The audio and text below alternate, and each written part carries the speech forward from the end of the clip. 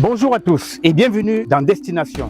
Aujourd'hui, nous vous amènerons explorer les profondeurs géographiques, touristiques et culturelles de Bashingo, village situé dans le département d'Undé, arrondissement de Banganté, région de l'Ouest Cameroun. Préparez-vous à un voyage fascinant à la découverte de sa richesse, de son économie florissante, surtout son style de vie unique. Destination Bashingo est une production de AD+, et Ndumbo Studio. 222 km, c'est la distance qui sépare le pont du Voré au carrefour Bashingo. À notre arrivée, nous sommes accueillis par cette grande plaque, Carrefour Chantal Biya. Ceci, grâce aux différentes réalisations effectuées par son association humanitaire le CERAP dans ce groupement.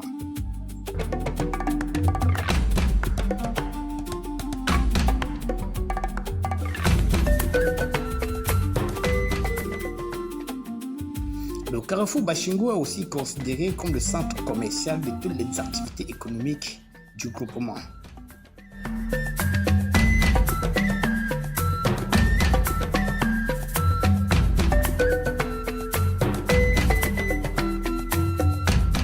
On y trouve des boutiques, des ventes à emporter, des ateliers de soudure, des moulins à écraser, des petits artisans et bien d'autres activités. Pour dire, Bashingo est une ville en miniature.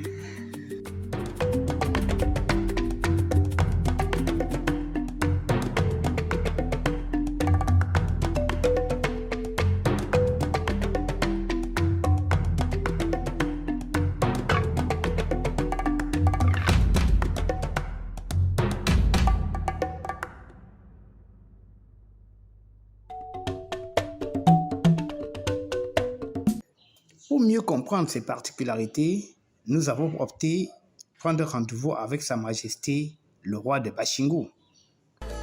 Qui sont à Bashingo, tous les eaux qu'on boit à Bashingo sortent du mont Bashingo. Donc ça, c'est une particularité. Bashingo vit de son nom.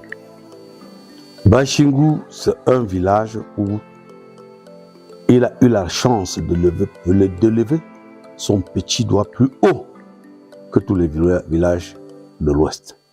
Le mont Bashingo. Le mont Bashingo, c'est le sommet le plus haut de l'Ouest. Alors, la chefferie Bashingo aujourd'hui, c'est une chefferie que, au-dessus du mont, en le filmant, vous constatez bien que la chefferie Bashingo, c'est une chefferie qui est comme l'oiseau dans son nid.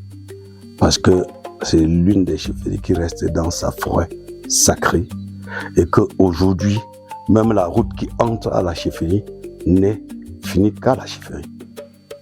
Donc, sa route est particulière. C'est-à-dire, quand on entre, l'entrée de la chefferie Bashingo est à 1 km de la chefferie, de son siège, l'intérieur de la chefferie.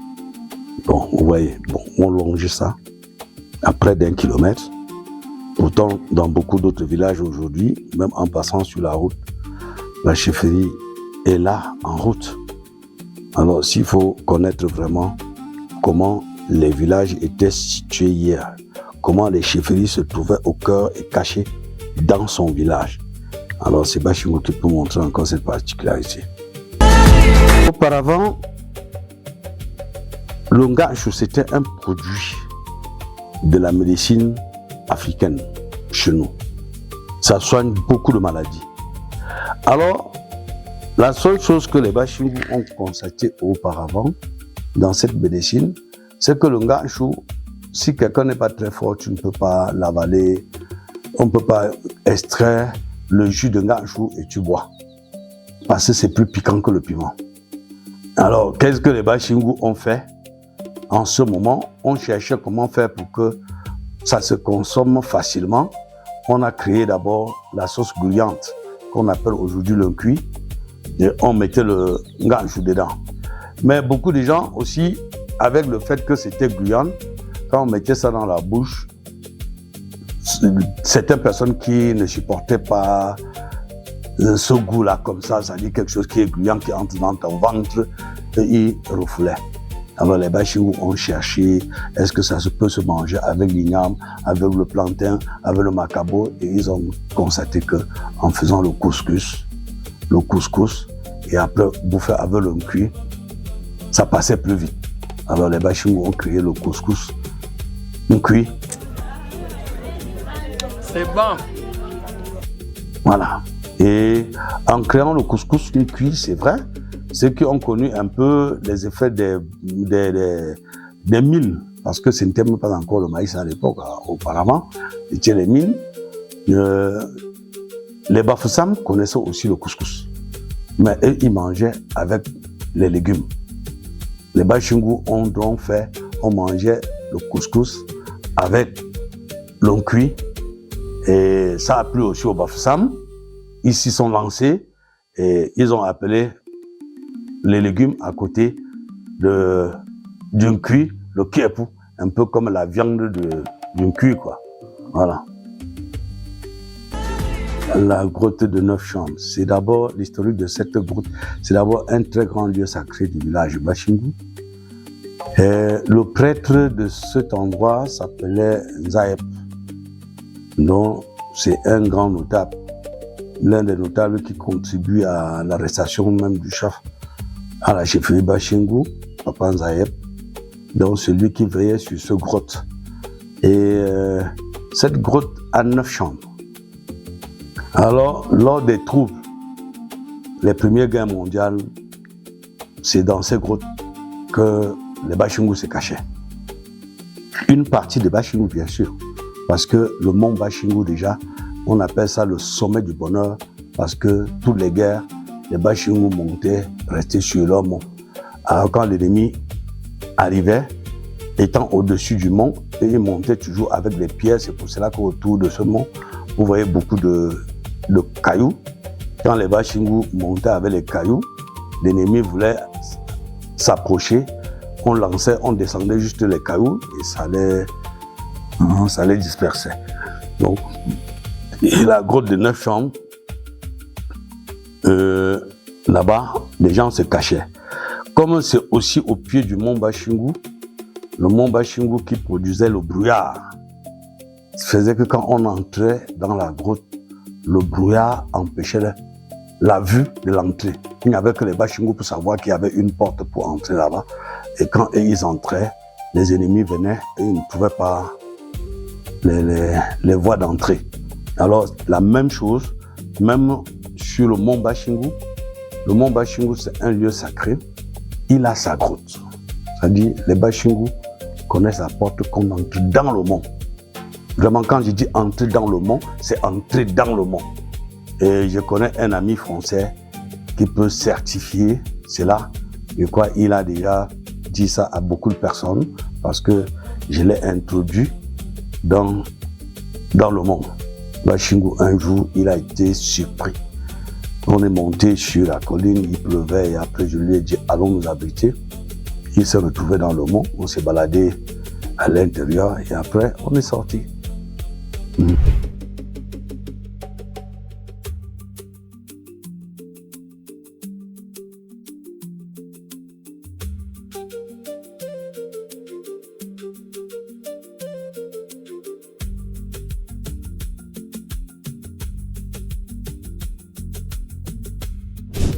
Pour la chute de Secha, c'est aussi un très grand lieu sacré du village.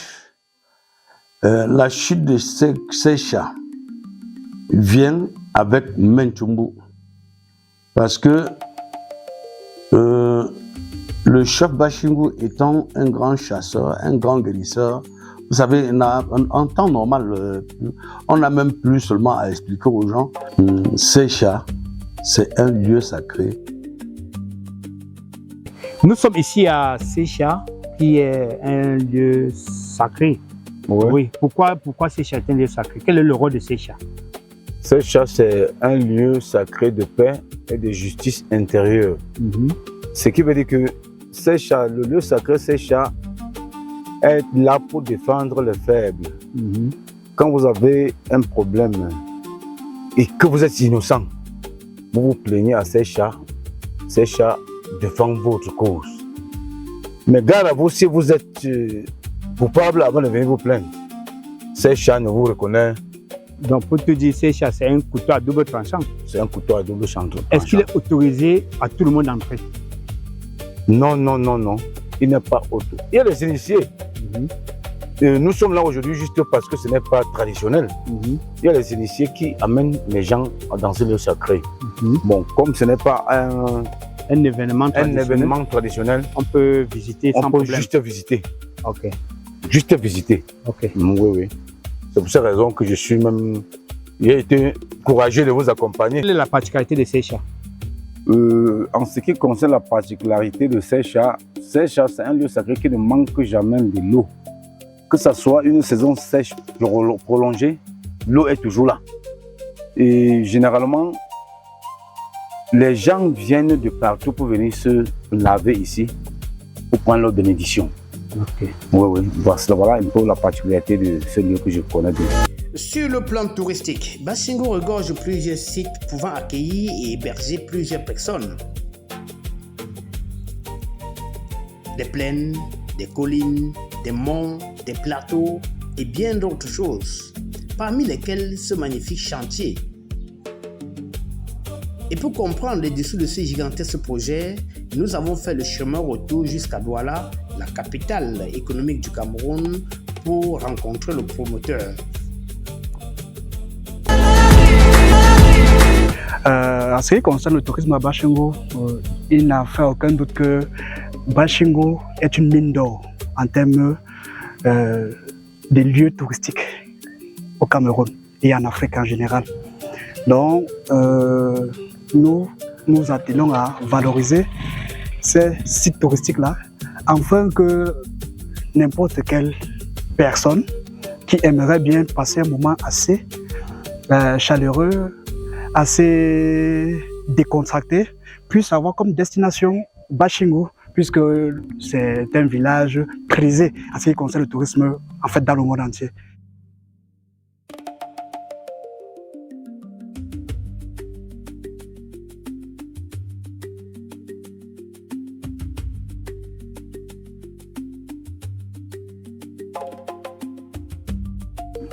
Ben, Ndok City, c'est un rêve de bébé, on peut dire, parce que papa n'avait pas vraiment joui de son village. D'autant plus qu'il est parti en guerre très jeune, il est rentré, il s'est marié, il ne s'est pas implanté au village, comme on dit. Donc, dès ma naissance, il m'attirait toujours le fait que je dois rentrer au village pour pouvoir vraiment faire ce qu'il avait dû faire quand il était à l'âge adulte. Donc c'est vraiment le début de l'embryon, du goût de vouloir faire quelque chose à Ndok. Ben, cette grotte, c'est un peu quelque chose qui me suit depuis mon enfance parce que au fin fond du village, nous avons aussi quelque chose de naturel. Mais j'ai voulu prendre cette chose naturelle pour mettre auprès du palais pour que ça soit peut-être un endroit touristique. D'où ma petite excursion à Dubaï, j'ai découvert des techniciens qui faisaient avec du béton armé des choses vraiment qui ressemblaient au naturel. Alors je les ai fait venir au Cameroun, plus précisément en Ndok ici à Tombo, pour pouvoir monter cette grotte avec des jets d'eau un peu partout, où on trouvera des poissons d'eau douce, on trouvera des tilapias, on trouvera aussi des quelques crocodiles qui se baladeraient par-ci par-là. Mais cette grotte, c'est un peu quelque chose qui me suit depuis mon enfance parce que au fin fond du village, nous avons aussi quelque chose de naturel. Mais j'ai voulu prendre cette chose naturelle pour mettre auprès du palais pour que ça soit peut-être un endroit touristique. D'où ma petite excursion à Dubaï, j'ai découvert des techniciens qui faisaient avec du béton armé des choses vraiment qui ressemblaient au naturel. Alors je les ai fait venir au Cameroun, plus précisément en Ndok ici à Tombo, pour pouvoir monter cette grotte avec des jets d'eau un peu partout, où on trouvera des poissons d'eau douce, on trouvera des tilapias, on trouvera aussi des quelques crocodiles qui se baladeraient par-ci par-là. Le groupement Bassingo, c'est déjà présente des sites qui sont très propices au tourisme. Il suffit tout simplement qu'il y ait une structure qui organise le tourisme avec tout ce qu'il y a comme site. Et Bassingo sera un village pittoresque. Ce sera un village très très attractif pour tous ceux-là qui ont besoin de balader dans la nature, de découvrir les merveilles de la nature. Oui. C'est aussi dans l'esprit d'hospitalité, parce que je ne pouvais pas vivre tout seul et découvrir ces merveilles et le garder pour moi. Donc j'ai opté construire un bel petit hôtel de 12 chambres, je crois, vraiment avec le style très contemporain pour ne pas être complètement dépaysé quand on arrive à Tombeux.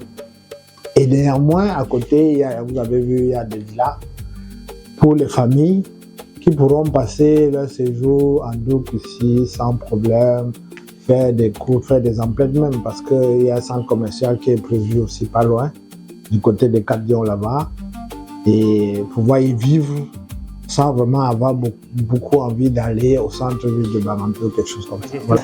Ça me fait un peu sourire parce que chez nous, les morts ne sont pas morts. J'ai eu droit à tout, ce papa. Hormis maman aussi, à qui j'ai créé une fondation qui porte son nom. Ce papa, comme vous voyez là, il était seul. Il était seul à sa maman et il a tout bâti avec ses frères consanguins, avec tous les petits moyens qu'il avait. Et il m'a toujours inculqué cette loi du partage, du donner et du recevoir, parce que comment je peux expliquer ça? Le fait qu'il est parti très tôt en Europe, faire la guerre et tout, il n'a pas pu vraiment faire ce qu'il devait faire au village.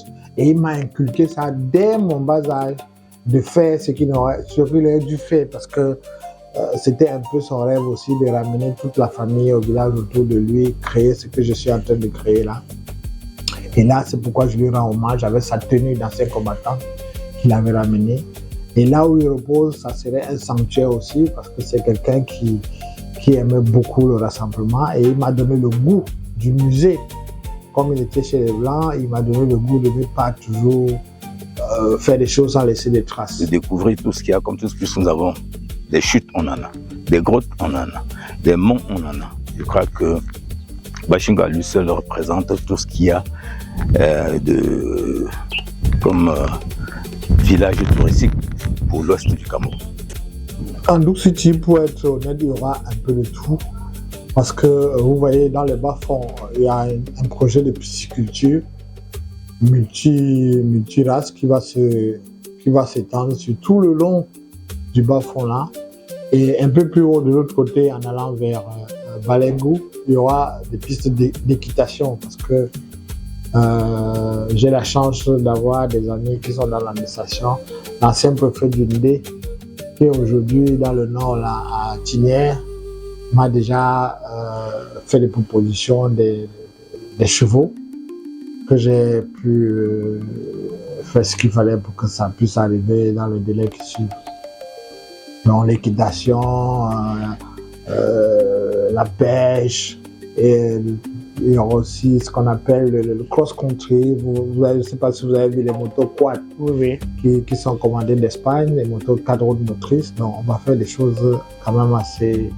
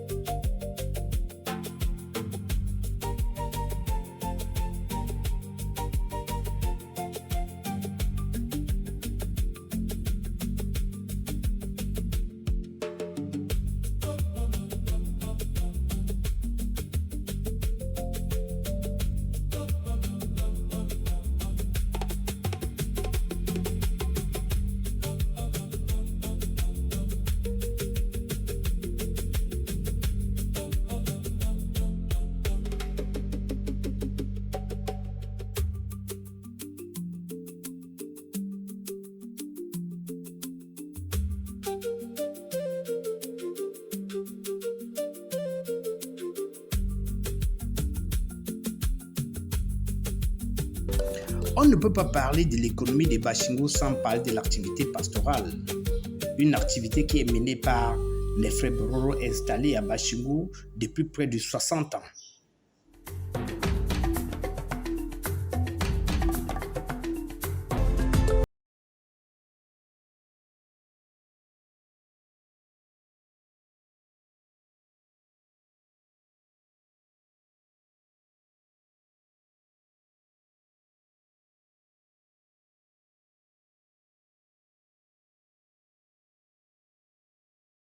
Le groupement Bashingo et nous allons rencontrer notre frère Issa qui a décidé de nous expliquer leur quotidien, comment ils font, comment ça se passe le matin, comment ça se passe le soir. Issa, bonjour. Bonjour. Ces mamans-là, pourquoi elles sont recoupées comme ça? Oui, parce que c'est le campement. Ils sont recoupés comme ça là.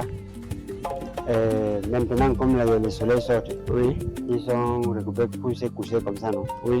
Voilà, bon, le matin, quand on les revient en brousse, oui.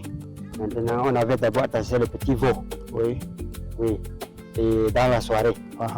Maintenant, le matin, quand on revient, maintenant, on sort un à un pour aller maintenant, lorsqu'il commence à têter maintenant, à un niveau, on arrête, on extrait le lait. Voilà, donc, au fur et à mesure, ça programme comme ça jusqu'à on finit. Si je comprends bien, ça veut dire qu'elles ne dorment pas ici? Oui, bon, dans la nuit, ils dorment. Ici? Oui, mais ils partent dans la nuit plutôt aux alentours. Oui, aux alentours. Ok. Oui, ils dorment qu'ici. Okay. Ils mangent que partout dans la nuit parce que c'est quelque chose qui ne repose pas pour manger. Oui, donc, trop c'est 1 heure du temps, 2 heures, allez, ils partent chercher quoi manger. Okay. Bon, hormis de l'élevage, qu'est-ce que vous faites encore ici comme activité? Ici, là, par exemple, moi, hein, oui, on fait on a des chevaux ici, oui. Et on a les moutons, oui. Bon, on fait, actuellement, moi, je fais le champ. Ah, ok. Tu cultives quoi comme... J'avais d'abord fait, j'ai fait beaucoup, mais j'ai fait le maïs, j'ai fait les oignons, et le piment aussi. Ah, ok. Et comment se comportent les populations de Bashingo vis-à-vis de vous? Est-ce qu'il y a une solidarité? Est-ce que vous n'êtes pas discriminés? Non, on est bien. Okay. Oui, on vit ensemble. Ce sont nos frères. Ah, oui. Oui, ce sont nos frères. Oui, donc il n'y a pas de problème. Il y a un conflit, c'est-à-dire si par exemple un peu pas de tuer le sang de quelqu'un, là on a conflit nous deux, pas tout le monde. On va rester arrangé entre nous. Et ça se passe. Ça se passe bien? Ça se passe bien jusqu'à il n'y a pas de problème. Vous parlez déjà très bien Bashingo? Oui, bon, un peu seulement pas très. Comment on dit bonjour en Bashingo? On dit Ngaminde. La personne pose on dit Ngaminde Eli. On dit que non, Ngafizi. Ok, merci. Ça fait partie de l'intégration nationale et surtout la cohabitation avec les peuples Bororo. Allez, on va aller visiter le champ. On visite quoi? Oui, on va d'abord aller visiter le champ.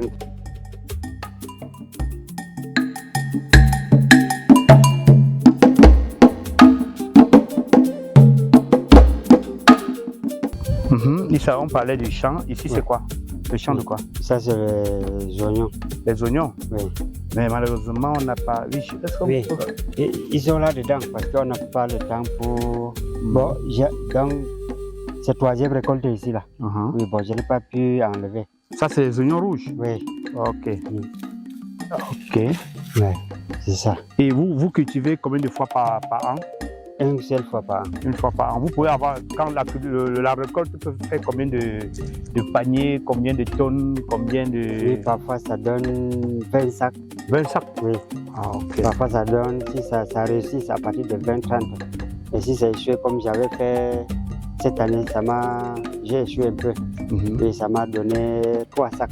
Ok. Oui, bon, voici le dernier. Ça, c'est le troisième récolte ici. Ok. Ok. Wow. Ça c'est. C'était comme ça même. C'était comme ça. Le premier récolte, ça dépasse ça. Le deuxième, c'est comme ça. Troisième, bon, ça. C'est mixé. Oui. Ok. Donc pour tout dire, ça c'est. Vous n'utilisez pas les produits. Premier d'abord. Oui. Ici là d'abord le premier, d'abord l'angois. Oui. D'abord quand le bœuf on passait le temps, on vient d'abord le premier temps on fait. Mais c'est la deuxième campagne après on programme les produits semis. Ah, ok. Mais la première étape, d'abord, on fait que... Vous utilisez un peu du compost? Oui, oui. Ok. Ça, c'est bien. Oui. Et de l'autre côté, là, c'est quoi? En patois, Oui. on appelle ça cola-colahi. Cola-colahi. Oui. Bon, moi, je ne connais pas le nom scientifique. Bon. Oui. J'espère que les scientifiques nous diront comment est-ce que ça s'appelle. Oui, Est-ce oui. qu'on peut zoomer sur la feuille, là, pour que les gens connaissent ça à la télé? Et ça sert à quoi? Ça fait beaucoup, donc, dans les remèdes traditionnels. Là. Ah, ok. Oui, on enlève les feuilles, on mélange avec certains Certaines herbes herbes. pour faire pour soigner certaines maladies. Oui. Ah, ok.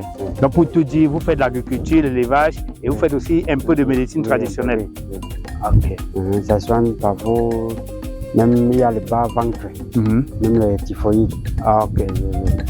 Même la faiblesse sexuelle. Même la faiblesse sexuelle. Oui. Ok. Voilà. Bon, dites-nous, étant en amont, vous faites comment pour avoir de l'eau? Ok, oui, c'est ici que l'eau sort du sol. C'est la source ici, là. Ici. Donc, c'est à partir d'ici que vous prenez, Oui, on prend... vous mettez les tuyaux pour acheminer l'eau, pour canaliser l'eau chez vous. Oui. Ok. Waouh. C'est la source même ici. Donc, ici, c'est ici que l'eau que vous captez du monde vient se déverser. Oui. Ah, ok. Et ça peut faire combien de kilomètres? Mais c'est loin, hein, ça peut faire même 100, hein, même 200. C'est loin. Ah, ok. Oui, pour aller là devant, c'est loin. Et vous buvez ça? Oui, On peut boire? Oui. Vous dites c'est l'eau de source? Oui. Ok, que vous avez canalisé. Ah, mais c'est glacé, hein? Oui, c'est ça.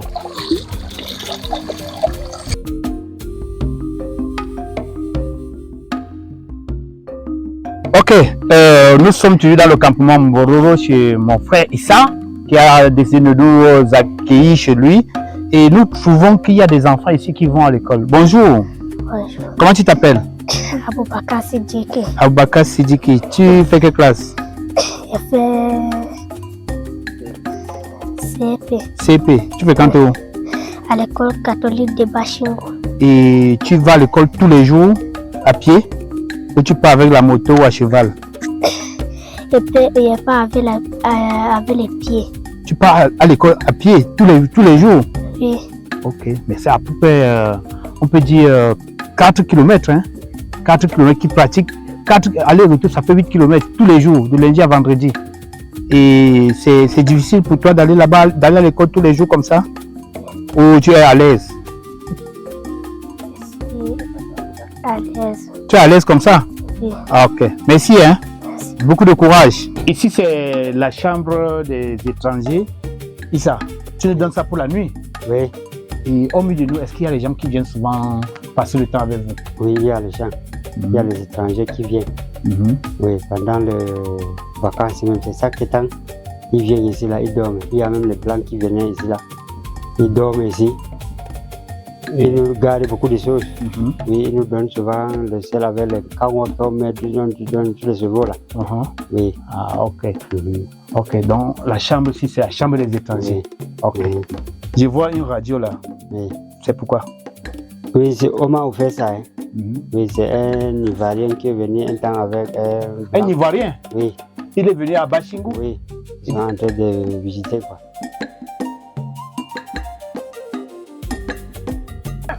Ici, on appelle le tout Chafé. Chafé, c'est la plateforme que nous allons visiter tout à l'heure. Et quand les touristes viennent souvent, c'est ici qu'ils se reposent pour prendre des belles photos. Et en bas là, c'est la source. L'eau, le grand cours que nous avons traversé loin en bas, sa source c'est ici. Donc c'est ça le logo touche à faire. Comment tu vas? Comment tu vas? Très bien. Comment vont les activités? Non, bien, bien. La famille, ça va bien? Non, ça va très bien. Voilà, on est venu visiter votre village Bashingo. Oui, le village est là. Et avec la grâce de Dieu, le temps est beau. Le temps est beau. Ok, les chevaux, ils sont où? Non, ils sont de l'autre côté. On va aller monter ces chevaux. On va monter sur Ok, merci.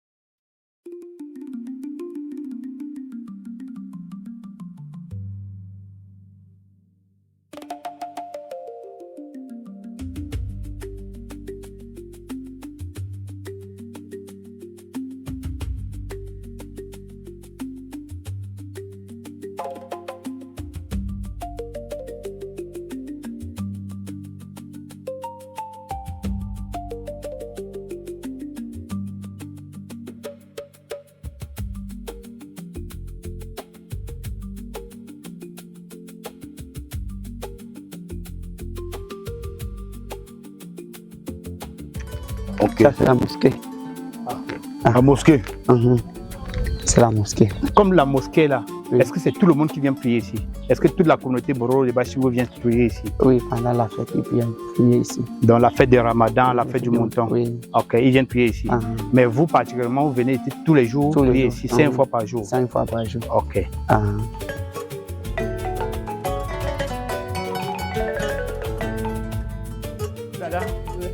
Comment tu vas? Bien. Ok. On est venu vous rendre visite. Ok. Ok. C'est la maison de l'autre maman. De notre maman. Et c'est elle ici? Et c'est elle. Maman, ça va?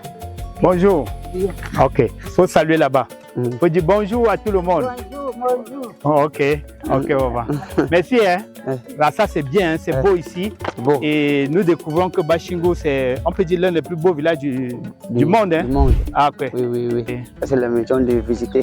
Oh, les touristes. Les touristes. Donc, quand les touristes arrivent chez vous, oui, oui, c'est là qu'ils vont dormir. C'est ici qu'ils dorment. Oui, oui. Ah, ok. Actuellement, là, c'est quoi? Il y a des touristes dedans ou ils sont allés se balader? Ils sont allés se balader. Ils sont allés se promener. Parce que les qui ont tenté de mettre les nourritures. Ah, donc on est en train de faire le repas pour ceux qui sont venus visiter Bashingo? Oui, oui, oui. Ah, ça c'est Ils bien. n'ont pas encore rentré.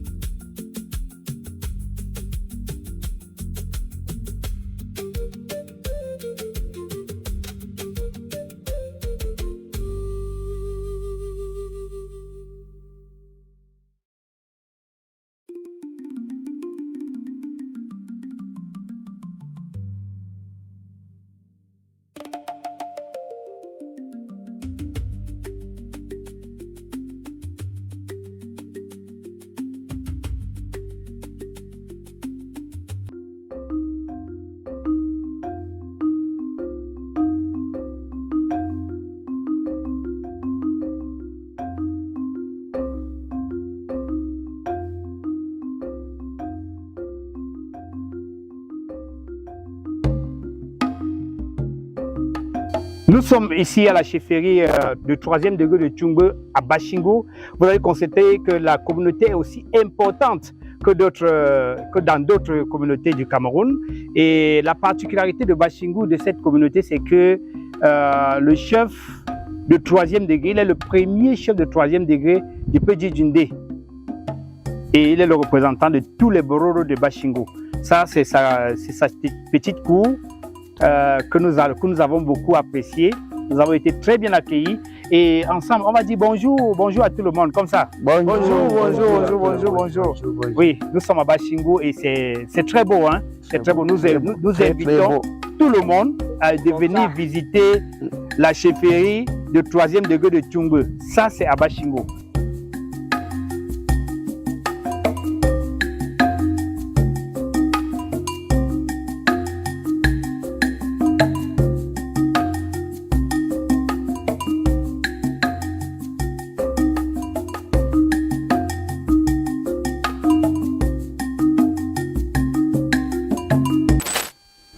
Voilà, ici nous sommes au sommet du mont Bashingo, mont Dumbo pour le préciser, haut de plus de 2100 mètres, et c'est un endroit, c'est le point culminant de la région de l'Ouest Cameroun. Et il faut préciser qu'ici, nous avons une vue panoramique sur l'ensemble de la région de l'Ouest Cameroun, et avec notre guide, c'est fou, qui nous a accompagnés ce matin, et les moyens de locomotion pour arriver ici sont très faciles. Vous pouvez venir soit à pied, soit à cheval, comme vous voyez les chevaux qui sont derrière nous, qui nous ont accompagnés ce matin, surtout avec la participation du chef de 3e degré de Tchungbe, Sa Majesté Adamou, qui nous a accompagnés ce matin. Monsieur, c'est vous me disiez tantôt que ici on peut voir tous les villages. Tous les villages. Mhm. À perte de vue, on peut voir une partie de Konjo. Oui, de Konjo. Oui. On voit des Konjo, on voit Balengo partout. On voit tout Balengo, on voit tout Bacha. On voit Bana, de l'autre côté. Oui, Bafang. Et oui, une partie de Melon. Oui, une partie de Melon. Ok. Donc, oui, même le Mont Cameroun. Le Mont Cameroun, à perte de vue. Oui, on appelle ça le Mont Cameroun. Oui. Parce qu'il y a les brillards, c'est pour cela qu'on ne voit pas maintenant. Ok. Oui. Bon, et nous encourageons tout le monde à venir visiter ce site pittoresque, cet endroit magnifique, très beau, avec des paysages à couper le souffle. Bon, merci une fois de plus de nous avoir accordé de votre temps. Merci. Ok.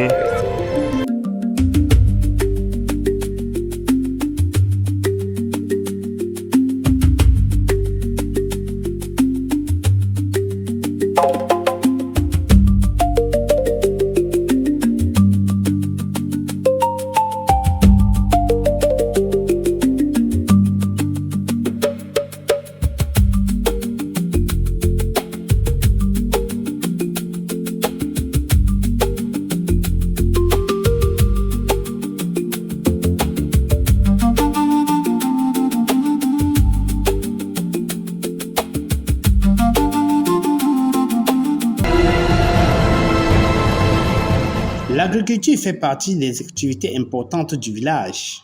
Quelques jeunes ont effectué l'exode urbain en retournant s'installer à Bashingou dans le souci d'avoir une vie meilleure.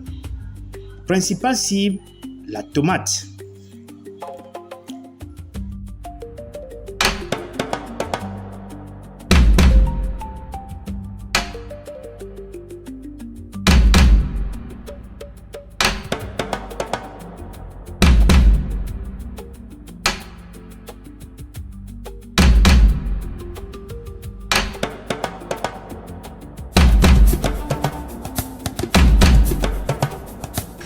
Bonjour. Bonjour. Oui, ici nous sommes dans votre jardin. Vous faites exclusivement dans la tomate. Et qu'est-ce que vous êtes en train de faire actuellement? Je suis en train d'arroser. J'arrose contre la sécheresse. Quand on n'arrose pas, il y a les anomalies que nous rencontrons au champ. Par exemple, la tomate, ça ne grandit plus. Et quand on arrose, ça nous permet aussi d'éviter certaines maladies, comme la chenille. Ok. Et ça fait combien de temps vous êtes dans cette activité? Bon, ça fait 2 ans. 2 ans. 2 ans. Et vous pouvez faire combien de fois, vous pouvez faire combien de récoltes par an, en une seule année? Combien de récoltes? Oui. Je peux faire facilement 3 campagnes. 3 campagnes? Ouais, pour maudire, en un an, je peux faire 3 campagnes. Parce que la tomate fait pratiquement 3 mois. Et pendant une campagne, vous faites combien de cajots, de paniers? Ça dépend de la superficie, ça dépend du rendement. Bon, si vous avez réussi sur la superficie, à fin de campagne, vous pouvez vous retrouver à 500 paniers. 500 paniers. Et sur le marché, combien coûte un panier? Ça dépend des moments. Il y a aussi les moments où ça baisse, il y a les moments où ça augmente. Comme actuellement, nous sommes en train de vendre les paniers à 4 000, 3 500, 3 500, 4 000 autant pour moi. Et quelles sont les différentes difficultés que vous rencontrez dans votre activité? Les différentes difficultés que nous rencontrons dans le champ de la tomate. Il y a les maladies qui nous attaquent comme le mildiou, la rouille et la chenille. Bon, je peux vous montrer comment c'est. Voilà ce qu'on appelle la chenille. La chenille? Oui. Après avoir mangé les feuilles là, ça entre dans les fruits. Voilà. Et parlons de la récolte. Pendant la récolte, est-ce que les gens viennent chercher sur place ou c'est vous qui vous occupez du transport vers les marchés? Non, c'est nous-mêmes. On passe sur le marché avec. Et est-ce qu'on peut dire que c'est une activité rentable pour vous ici au village? Oui, franchement. Donc vous pouvez encourager les jeunes qui veulent entrer dans la tomate. Est-ce que vous êtes prêt à former d'autres jeunes qui aimeront vraiment faire cette activité? Si possible, s'ils sont prêts, s'ils acceptent.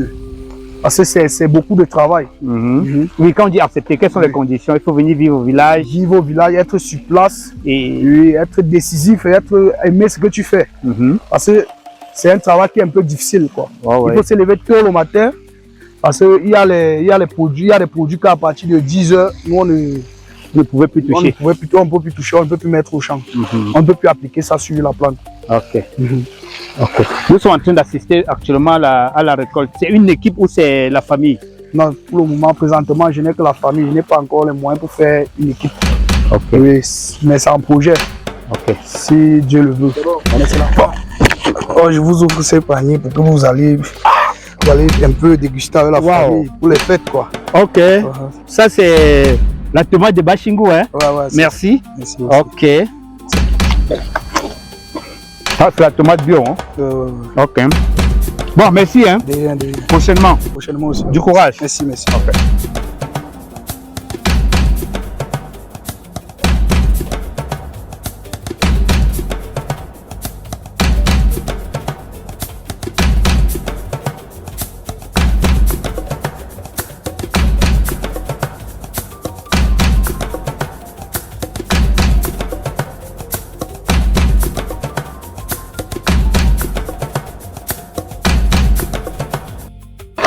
Comment tu vas? Ça va. Voilà. Qu'est-ce que vous faites là? Ils sont en train de tisser que les paniers. Et les paniers, et à quoi serviront ces paniers? Les paniers servent à mettre les tomates dedans pour transporter par les marchés. Ah, c'est pour vous-même ou c'est pour commercialiser? C'est pour commercialiser. Et à qui vous les revendez? Aux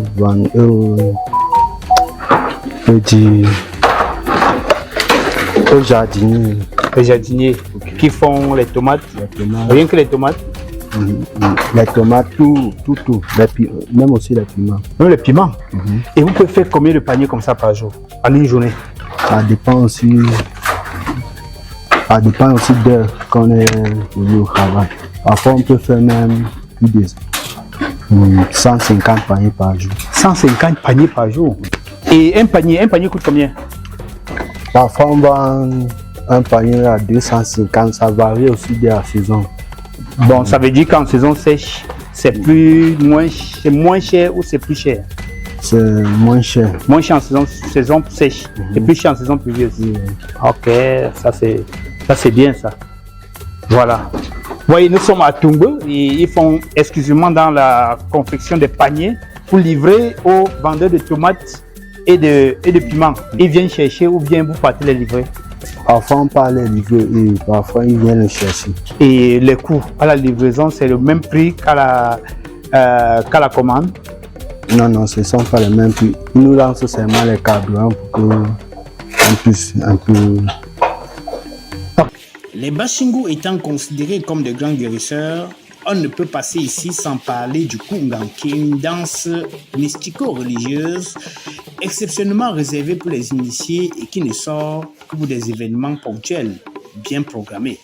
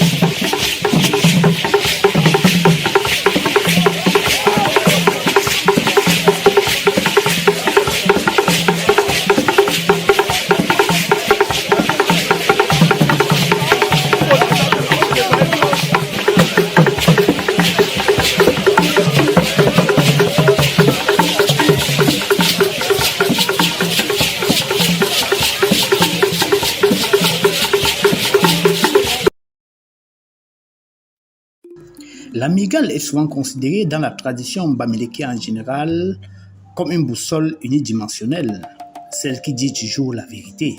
En cas de litige, en cas de succession, la migale est souvent consultée pour dire la vérité et le verdict final. C'est bon.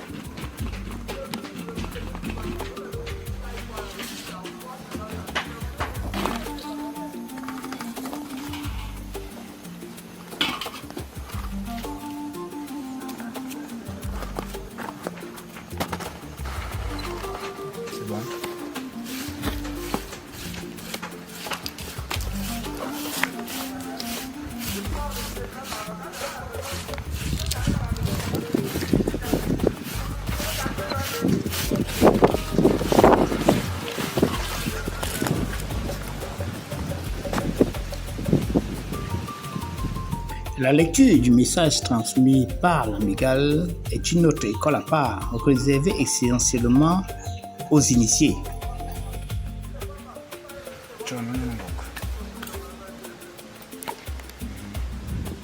Présente l'amigale pour vous les Bamileke, surtout à Bashingo. L'amigale représente beaucoup de choses pour la tradition. Ça donne les nouvelles qui viendra, les nouvelles qui est passé, les nouvelles qui est présent. Pour le village, même pour les foyers, pour la famille. Donc c'est très... Est-ce que c'est tout le monde qui peut venir faire comme vous êtes en train de le faire? Il faut être un initié. Ok. Il faut être un initié. Et c'est une école. Ok. Et on l'apprend tous les jours. Ok. Il n'y a jamais eu de grands connaisseurs. Donc ce que tu connais, celui dont tu as formé, pas encore te montrer ce que tu ne connais pas. Donc on apprend ça tous les jours. Donc c'est une école. Ok. Et on nous dit souvent que l'amigale ne manque pas. Pourquoi on dit que l'amigale ne manque pas? Non, effectivement, il ne manque pas. Mais il suffit seulement que si tu le manques aussi, c'est qui va aussi te mentir.